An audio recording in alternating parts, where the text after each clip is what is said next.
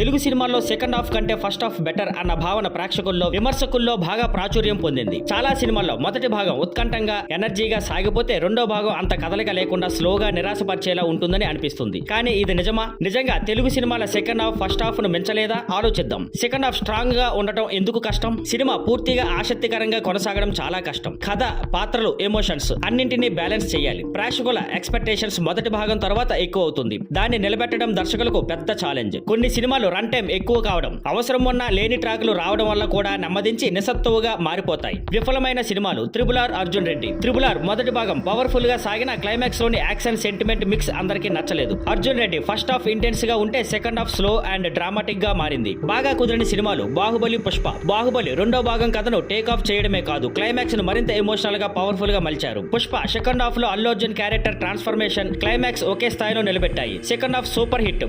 మనం సినిమా first half బాగానే ఉంటుంది, కానీ సెకండ్ హాఫ్ అసలైన మ్యాజిక్ చూపిస్తుంది. ఎమోషనల్ కనెక్ట్, సీరియస్ గా మలిచిన క్లైమాక్స్, ఒక్కో పాత్రలో సంతృప్తికరమైన ముగింపు, ఇవన్నీ సినిమాలను ఎలివేట్ చేశాయి. తీర్పు: సెకండ్ హాఫ్ మెరుగుపరచడం అసాధ్యమా? కొన్ని సినిమాలు సెకండ్ హాఫ్ లో పడిపోతాయి, కానీ ప్లానింగ్, రైట్ స్క్రీన్ ప్లే ఉంటే బాగానే హిట్ అవుతాయి. మీ అభిప్రాయం చెప్పండి. తెలుగు సినిమాల్లో ఫస్ట్ హాఫ్ ఎక్కువ బెటర్ అంటారా, లేక సెకండ్ హాఫ్ కూడా పోటీ పడగలదా? మీకు నచ్చిన సినిమాల్లో కామెంట్ చేయండి. ఇంకా రివ్యూలు కావాలంటే చెప్పండి.